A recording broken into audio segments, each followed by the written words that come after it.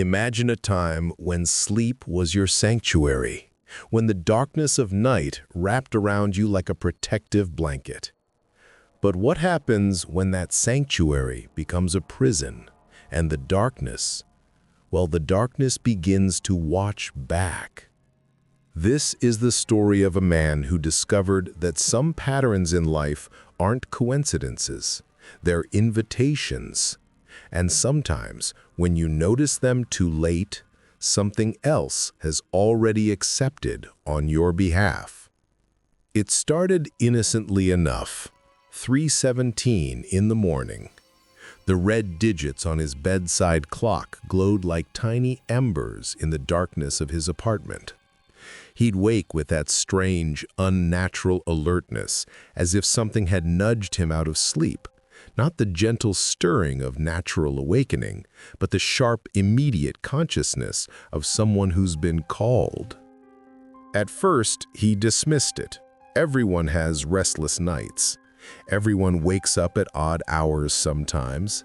But this wasn't sometimes. This was every night. Always between 3 and 4.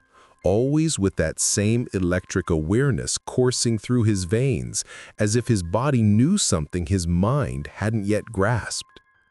The apartment felt different during these hours.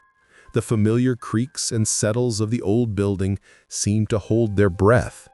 The silence felt crowded, pregnant with something unseen. He'd lie there, staring at the ceiling, listening to the absence of sound, and feel anticipation. Not panic, anticipation. As if he were waiting for something to begin. On the 4th night, at 3:34, he heard it. A soft shuffling from the hallway outside his bedroom. Footsteps, but not quite right. Too deliberate, too measured. The ceiling fan above his bed, which had been turning lazily in the warm air, suddenly stopped. Just stopped. No mechanical failure, no power outage. It simply ceased its rotation, as if something had reached up and stilled it with an invisible hand. He whispered into the darkness, "Hello?" The word hung in the air like a prayer offered to an empty church. No response came, but somehow the silence that followed felt like an answer. The next morning, he found them. Bare footprints in the hallway outside his bedroom door, pressed into the carpet with an impossible clarity. But these weren't normal prints. They were too long, too narrow, with toes that seemed to stretch beyond human proportions. The impressions were deep, as if whatever had made them carried a weight that defied its apparent form. He tried to rationalize it. Maybe a neighbor had walked through. Maybe the building's maintenance staff had been working late. But deep down, some primal part of his consciousness knew better. Some part of him knew that if he kept looking for logical explanations, something would change forever. 3:08 the next morning. He woke to find it standing in the corner of his room. Not shadow, absence.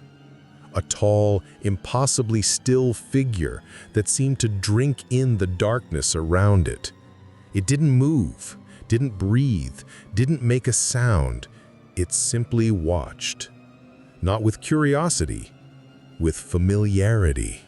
Like it had been waiting for him to notice it had always been there. And then, without lips moving, without sound passing through the air, he heard it speak directly into his mind.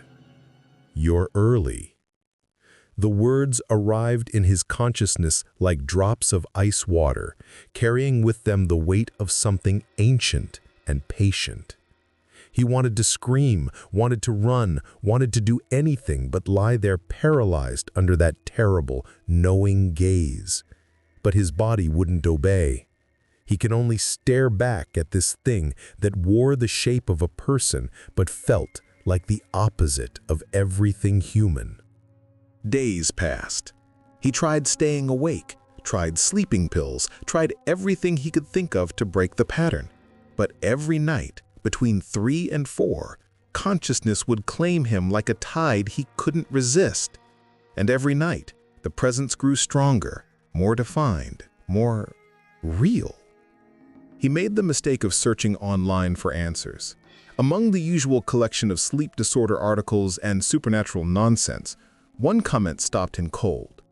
If you wake up between 3 and 4 repeatedly, don't look for patterns. Something else already has. The username was his own. He'd never posted that comment. He'd never even created an account on that forum. But there it was, posted 3 days ago, carrying his name like a signature on a contract he didn't remember signing. On the 7th night, at 3:41, the knocking began. But it wasn't coming from his door or his windows.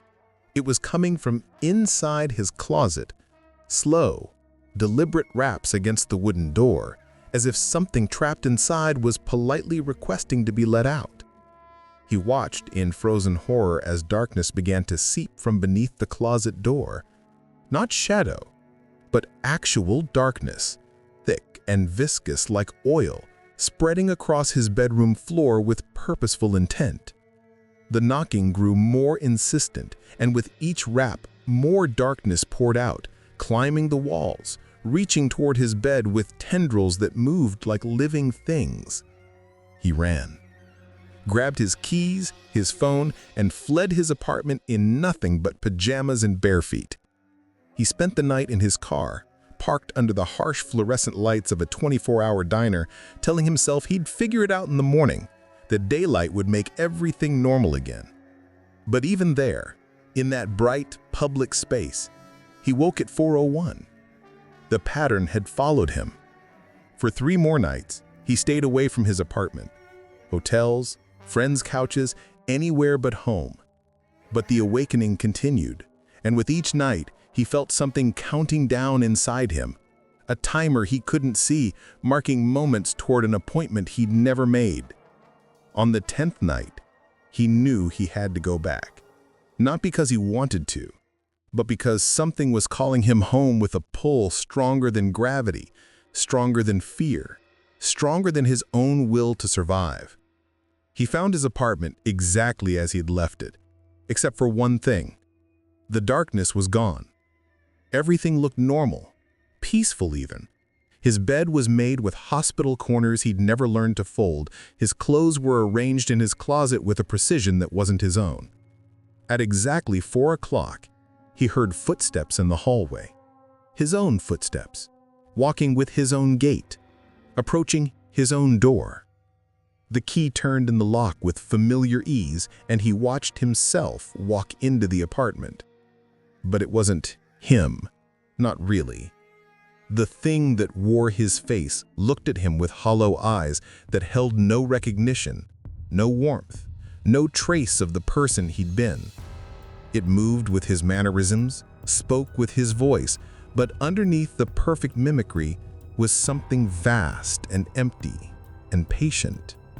"You wake up so easily," it whispered as it settled into his bed, pulling his covers up to his chin with movements that were almost, but not quite, his own. "You make room." And then he understood. All those nights of waking between 3 and 4, all those moments of unnatural alertness, he hadn't been experiencing insomnia. He'd been practicing, learning to step aside, making space for something else to step in. Now he exists in the spaces between seconds, in the pause between heartbeats, watching someone else live his life. His doppelganger goes to his job, speaks to his friends, sleeps in his bed, and no one notices the difference because the copy is perfect in every way except the one that matters most. He's still there, still aware, still counting. Always counting. The moments, the hours, the days of a life that's no longer his. Watching from the darkness he once feared, understanding too late that the real horror wasn't the thing that came for him. The real horror was how easily he let it in. And somewhere, in another apartment, in another city, someone else is waking up between 3 and 4 in the morning, feeling that strange, electric alertness, wondering why sleep feels less like rest and more like practice. The pattern continues, the darkness spreads, and something patient and hollow continues to count, waiting for the next person to make room. Because in the end, we all wake up so easily. We all make room. The question is, for what?